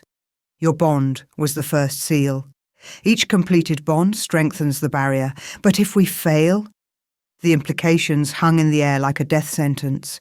"So we make sure they don't fail," Kieran said firmly. "We help them, all of them." "Even Luna?" Isla's voice cracked as she looked at her daughter's name on the list. "She's 8 years old. How can she possibly—" "Not yet. Her bond won't activate for years." Celeste's expression softened. "But it will come, and when it does, she'll need you both to guide her." The mission to unite Riker and Sarah took 3 months of careful planning. Sarah Nightshade was a survivor, hardened by loss. Suspicious of everyone, her guardian powers locked down so tight she barely registered as supernatural. She worked as a mercenary in the northern wastes, taking dangerous jobs, keeping moving, never staying anywhere long enough to form connections. Riker Blackwood was the opposite, a golden alpha heir, beloved by his pack, betrothed to a beautiful she-wolf named Morgana, who seemed perfect on paper. Getting them in the same room was the easy part. Making them see each other was harder. Isla and Kieran hosted a kingdom-wide Alpha Summit, requiring attendance from all major packs. Riker came with his father and Morgana. Sarah was hired as security, a mercenary contractor who specialized in protecting high-value targets. The moment they were in proximity, the mate bond tried to snap into place, but Morgana's dark magic interfered, just as Marcus's had once interfered with Isla and Kieran. The bond flickered, uncertain, and both Riker and Sarah felt only confusion and a strange pull they couldn't name.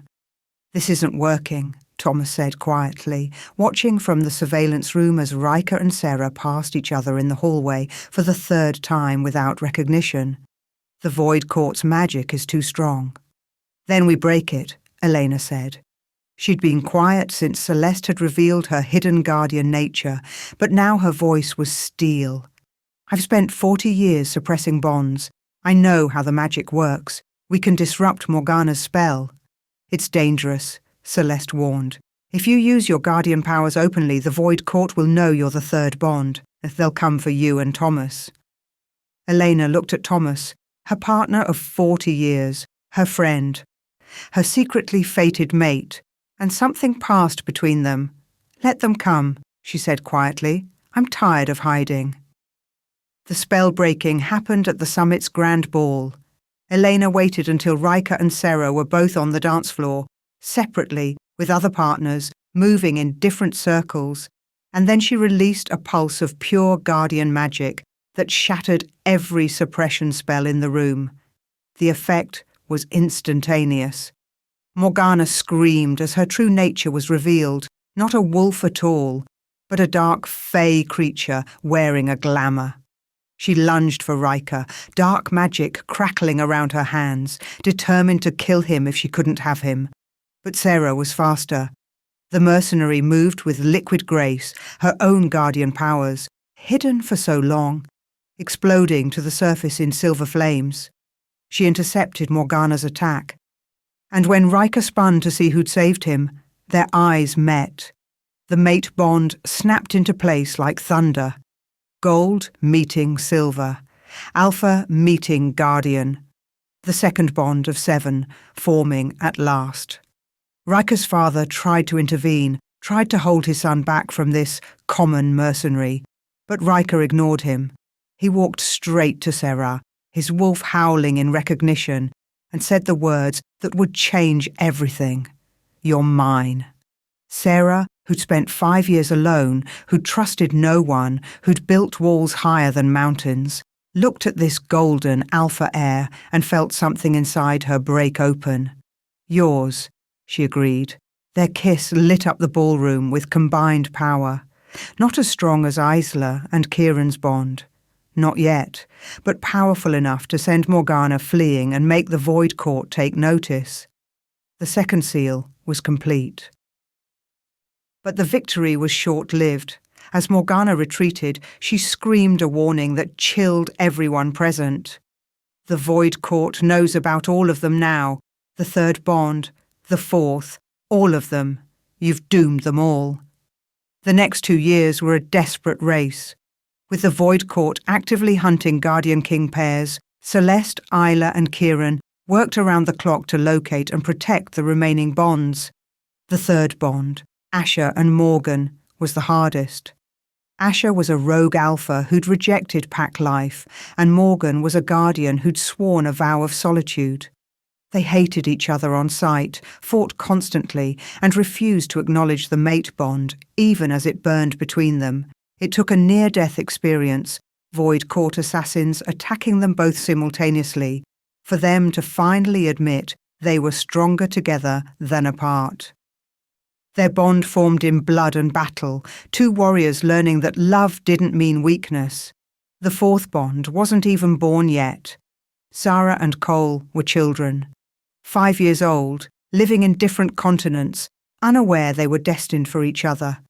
Isla and Kieran assigned permanent guardian protection to both families, determined that this bond would have a chance to form naturally when the time came.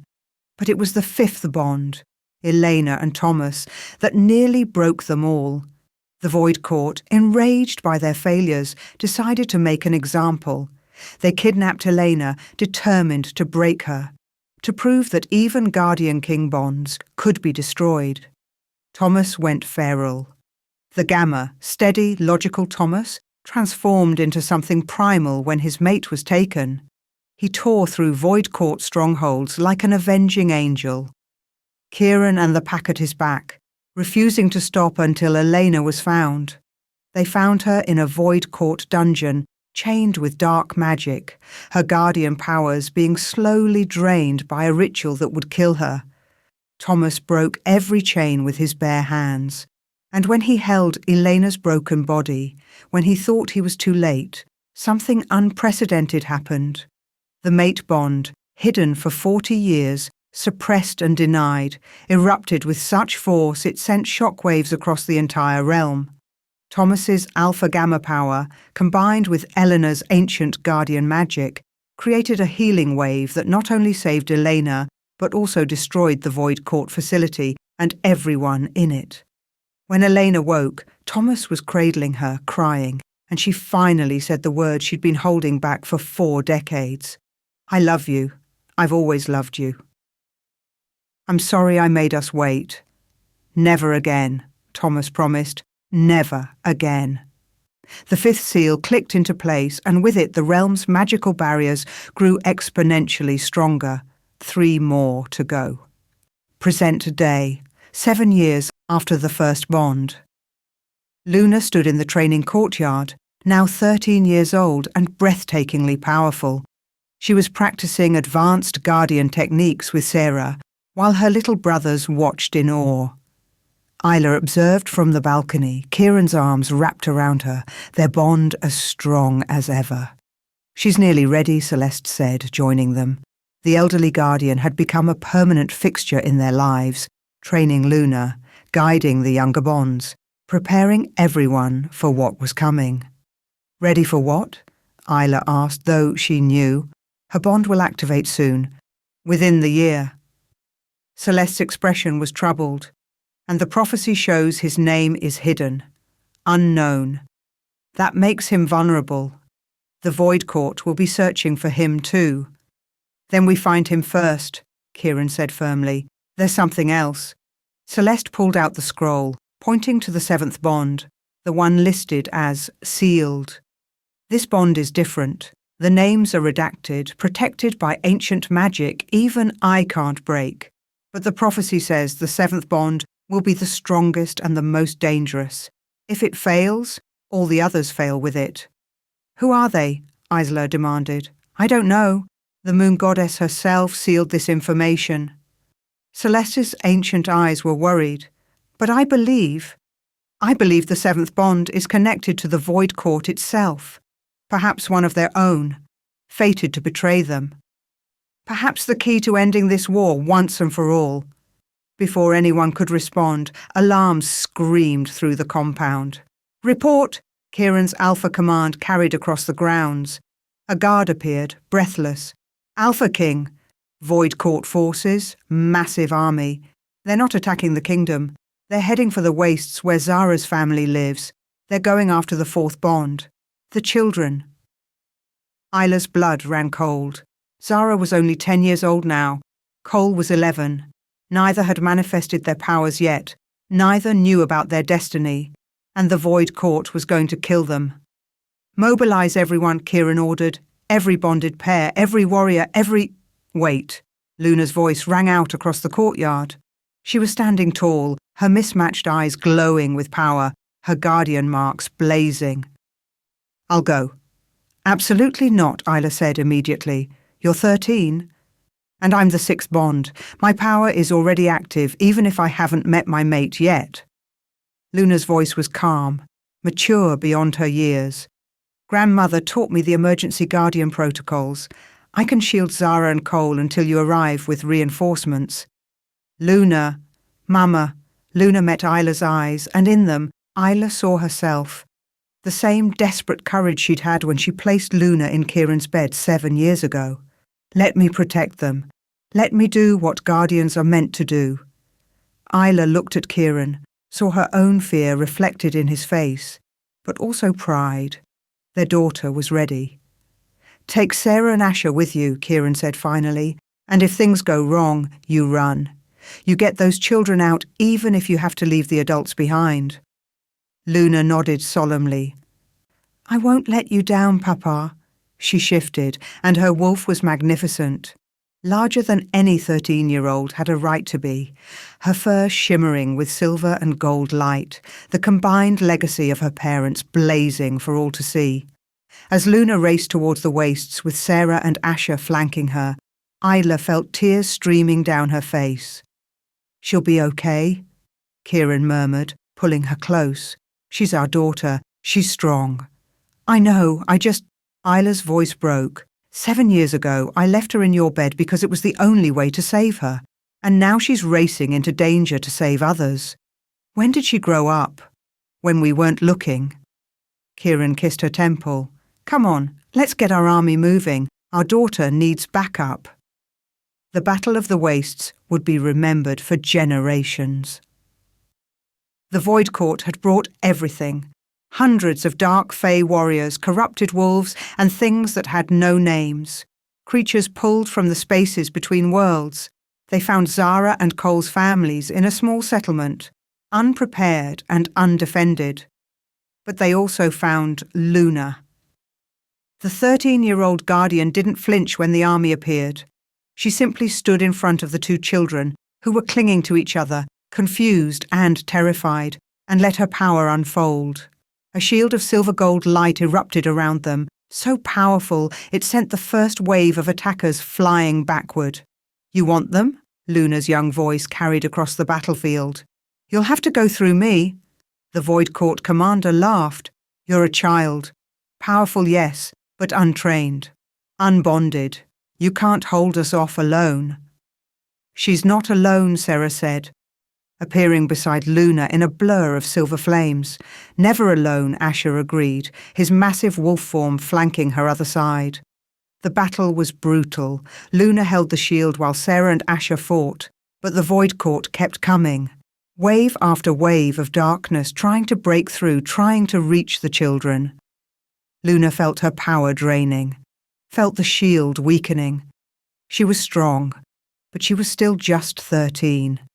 Still unbonded, still incomplete.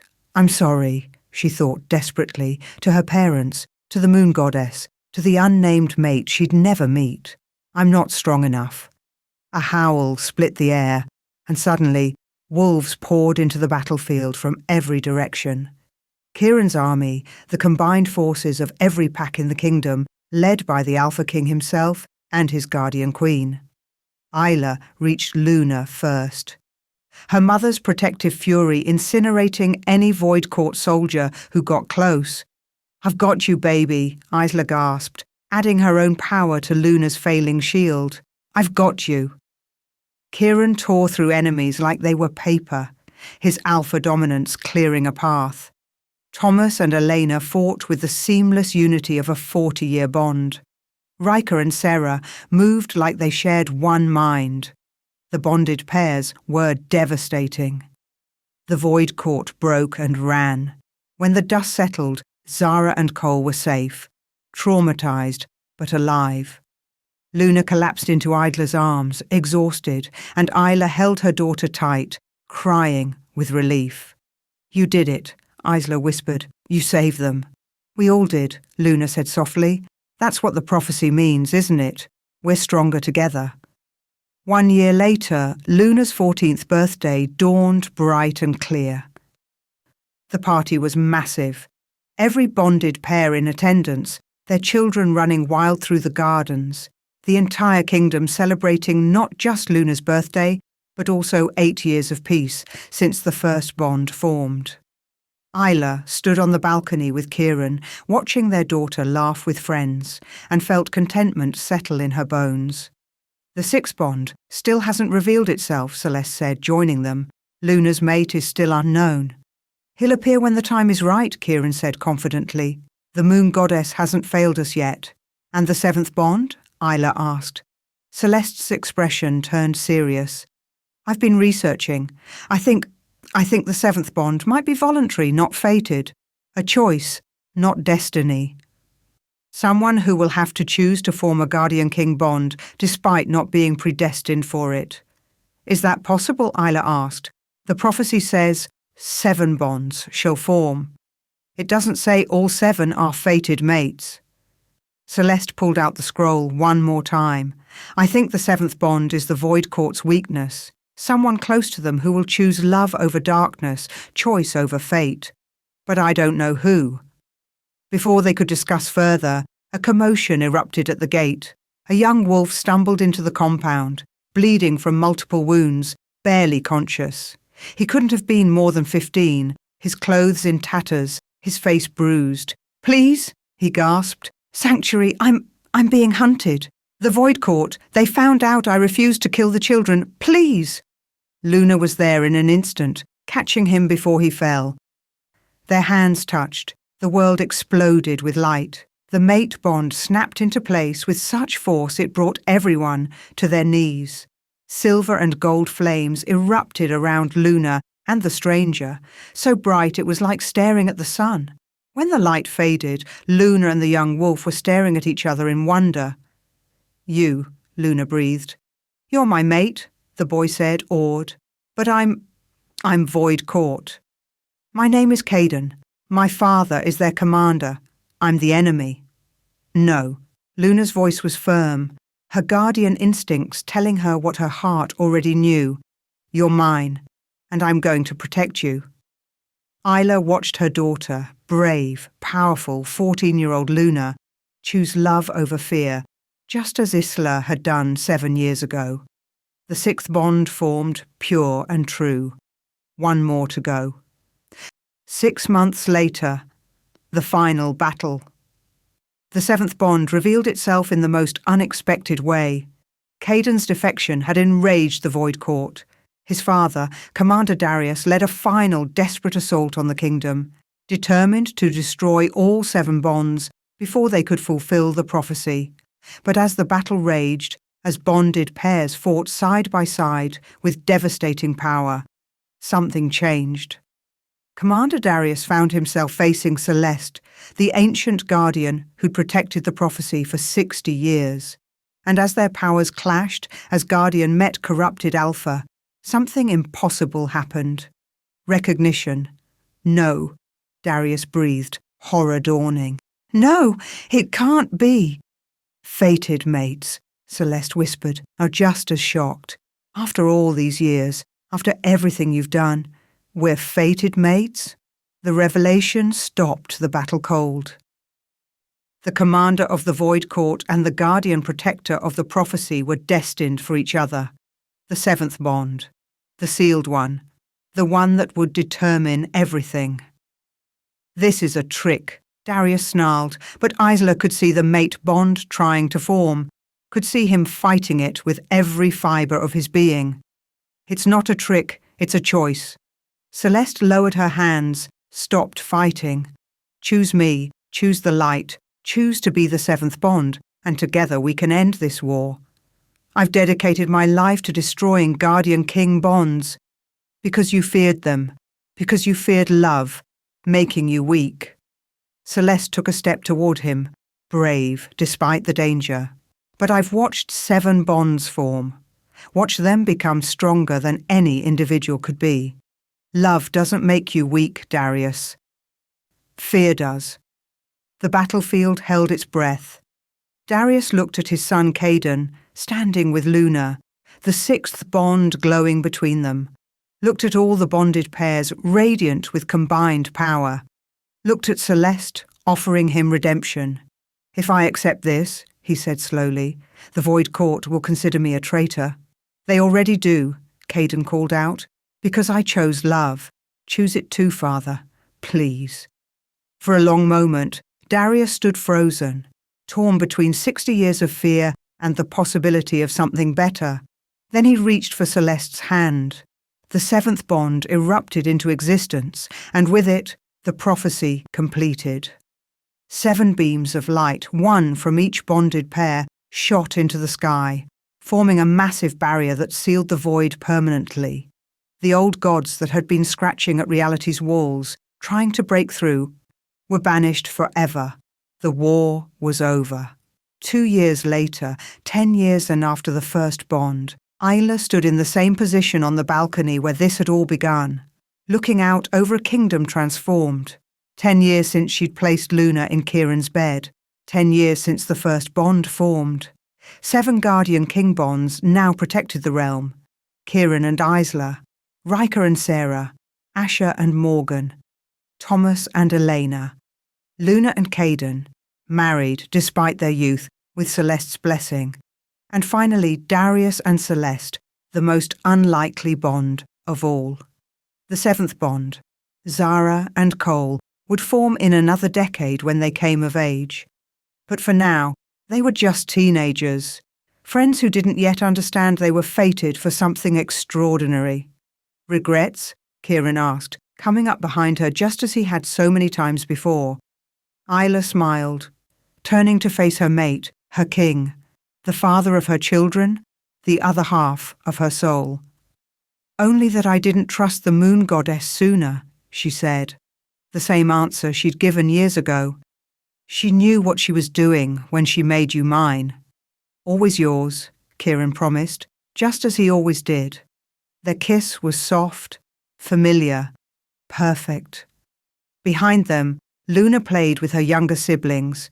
Adrian and Demon were 12 now, roughhousing with Caden while Celeste watched indulgently.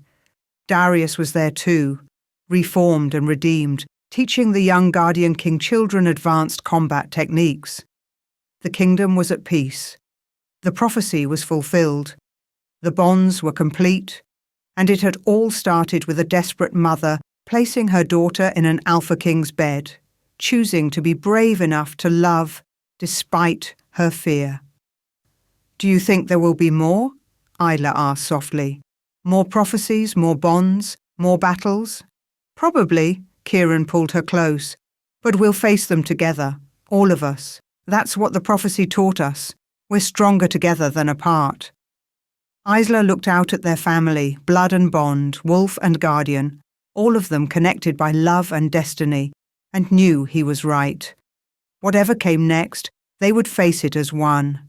7 bonds, one realm, infinite love. And it all started with trust. The end. Thank you for listening to this story. Like, share, and subscribe for more.